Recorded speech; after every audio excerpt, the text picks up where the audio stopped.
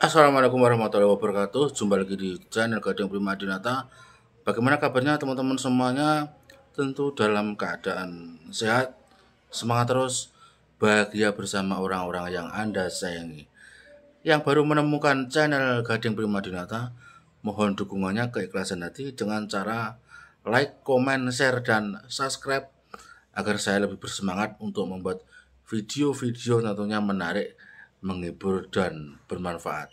Yang sudah support ya sampai sekarang, sampai titik ini, saya ucapkan banyak terima kasih. Baiklah, pada kesempatan video kali ini saya akan memberikan berita terbaru, terupdate yang saya kemas ke dalam kemasan yang baru. Mudah-mudahan nanti bisa diterima, bermanfaat. Maka dari itu tonton video saya sampai full agar teman-teman tidak gagal paham. Zombie Apocalypse.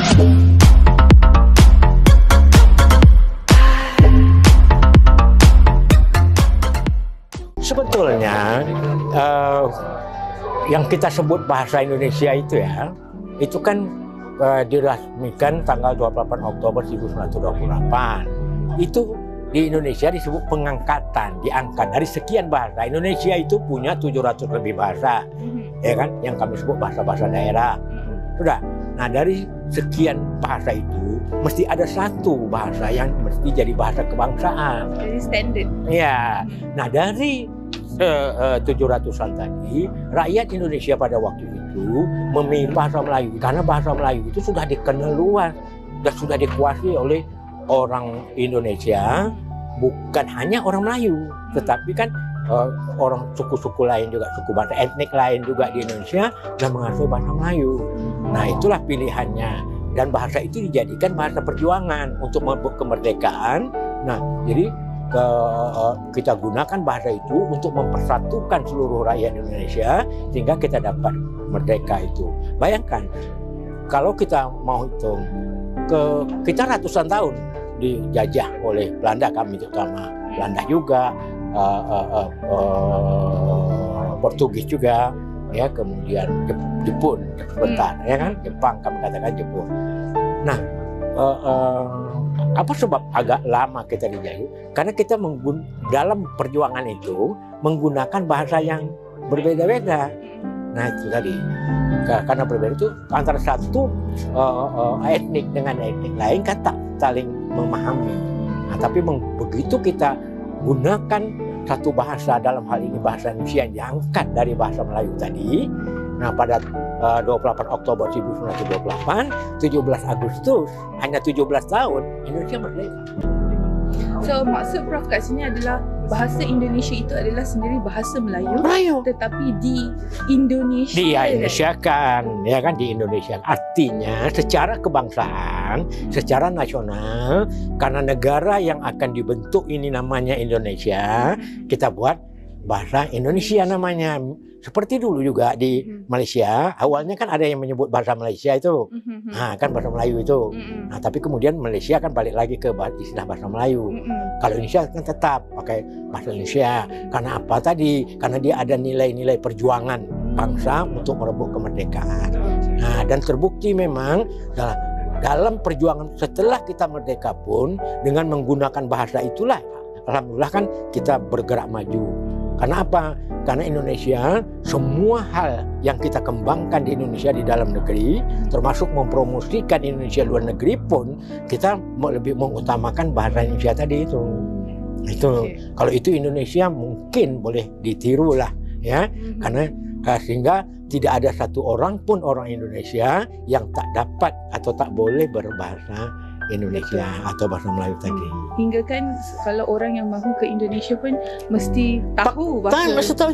Kalau tidak agak susah karena sikap. Nah, jadi kalau itu positif. Karena sikap orang Indonesia memang sudah terbentuk dari zaman nenek moyang dulu. Tanjung Pinang paritnya lurus, udah? Di situ tempat Riau lama, udah? Nah, persebatian Melayu janganlah putus, harus dijaga selama-lamanya. Nah, itu persebatian itu keutuhan, persatuan, perpaduan Nah itu, jangan putus. Kalau tak putus, insya Allah kita akan maju kembali di dalam era modern. Dan itu adalah tugas tuan-tuan generasi muda. Ya, insya Allah. Ya kan? Jangan kalah dengan generasi lama dulu. Itu dia, ya kan? Orang asing semua perlu kepada kita, abang, kakak. Semua perlu pada kita. Perlu pada Indonesia, perlu pada Malaysia, ya kan? Perlu pada Singapura. Nah, perlu pada Brunei Darussalam. Nah, begitu kita upayakan semua urusan mereka itu dia harus menggunakan bahasa kita, dia akan naik lagi. Betul? Nah itu. Okey, Ya. soalan nombor 3. Macam mana Prof melihat kepentingan pemerkasaan bahasa Melayu sebagai bahasa sebuah bangsa? Pertama, kebanggaan setiap bangsa. Semua orang kan bangga kalau bahasanya menjadi bahasa antarabangsa. Contoh Inggris. Bukan sebentar, 400 tahun itu Inggris mengapakan itu. Ya kan? Nah, yang kedua memang sewajarnya karena kita penduduk 5 terbesar di dunia. Perancis bukan apa-apa bagi kita. Tapi Perancis kok bisa jadi bahasa antarabangsa? Ya kan? Kepentingan dunia kepada dunia Melayu ini sampai hari ini masih besar. Mengapa tidak bahasa kita menjadi bahasa antarabangsa? Itu kan bukan apa kita berbicara secara subjektif sebagai orang Melayu, tapi kenyataan real di lapangan. Ya kan? Nah, mengapa tidak begitu? Dan tadi dunia luar itu sebetulnya hanya kan sekarang pengiktirafan PBB saja yang belum. Dunia luar sudah mengakui kok. Ya, bukan hanya orang-orang biasa, tetapi itu para ilmuwan, para sarjana yang tadi saya sampaikan itu, walaupun tak sebut dapat satu persatu orangnya, itu mereka sudah bahasa Melayu ini sudah bahasa internasional dari dulu katanya. Lingua franca. Nah, itu dia. Kan hanya tadi sekarang ini kan perlu pengiktirafan seperti tadi pantun jadi warisan dunia apa. Nah, itu saja. Nah, ini tidak boleh kerja sendiri. Saya tak yakin Indonesia kerja sendiri Indonesia akan berhasil, tidak. Ya kan? Dia disokong oleh negara-negara ASEAN yang lain yang sama-sama menggunakan bahasa Melayu. Yaitu apa? Ya, Indonesia, Malaysia tadi yang paling besar, ya kan? Nah, kemudian Singapura karena bahasa kebangsaannya tetap bahasa Melayu, kemudian Brunei Darussalam, Thailand Selatan, Kamboja kemarin kami berseminar seperti ini juga kan ada orang Melayu. Dan tadi tokoh-tokoh Barat terutama ya yang mereka yang mengkaji Melayu pasti sokong hal-hal seperti ini karena mereka tahu potensi kekuatan bahasa Melayu itu. Ya, sekarang itu kan sudah ada di 90 lebih negara di dunia menggunakan bahasa Melayu sebagai bahasa kedua, bahasa asing, ya, foreign language. Nah, di sebagian lagi ada menggunakannya sebagai second language, contohnya Australian language. Nah, itu potensi yang sangat bagus. Minat orang-orang muda, minat para mahasiswa pelajar asing terhadap bahasa Melayu atau bahasa Indonesia itu sudah sangat meningkat. Itu mereka khusus datang belajar ke sini, ya kan? Mereka khusus datang belajar ke Indonesia bukan hanya untuk mendapatkan ilmu pengetahuan yang biasa, tapi bahasa dan kebudayaan kita, tamadun kita. Nah, itu dia. Dia ada dua tuh cara biasanya matlamat mereka. Pertama instrumental supaya dia mudah bekerja, misalnya di Malaysia, di Indonesia. Yang kedua dia memang mau memahami benar, mau bersama dengan kita dalam mengembangkan tamadun itu. Itu dia. Nah, jadi ini harus dimanfaatkan lah. Okay, last question.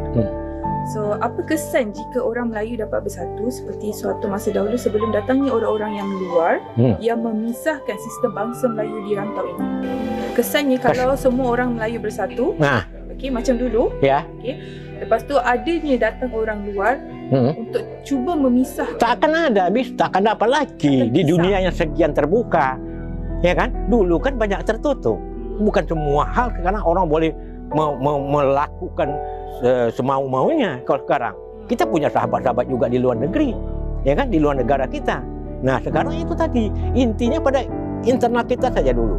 Artinya kita sebagai pemilik sah ya bahasa dan alam tamadun alam Melayu ini. Nah, jika itu sudah kuat, terutama kata tadi. Ya, baru kita lihat video tentang bahasa Melayu, ya, bahasa Melayu dan bahasa Indonesia, ya, laki-laki dan laki-laki. Zaman dulu memang ada istilah bahasa Melayu Indonesia. Tapi sekarang bahasa Indonesia sudah berdiri sendiri menjadi bahasa Indonesia yang kuat, identitas sebuah negara, bahasa Indonesia mendunia ya.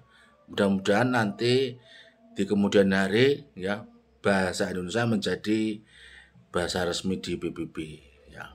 Itu adalah cita-cita pemerintah negara Indonesia ya.